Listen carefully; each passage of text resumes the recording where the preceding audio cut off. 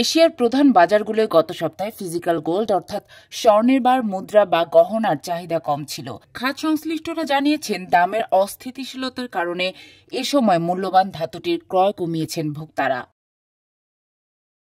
ভারতের ব্যবসায়ীরা গত সপ্তাহে প্রতি আউন্স স্বর্ণ সর্বোচ্চ $21 ছাড়ে বেচাকেনা করেছেন।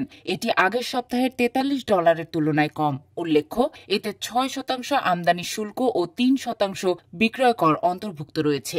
গতকাল ভারতে প্রতি 10 গ্রাম স্বর্ণের দাম ছিল 1,22,500 রুপি।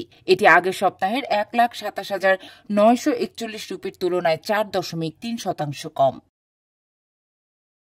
কলকাতার একজন গহনা ব্যবসায়ী বলেন, ক্রেতারা স্বর্ণের দাম আরও কমে যাওয়ার অপেক্ষায় আছেন। এ কারণে চাহিদা এখনও নিম্নমুখী।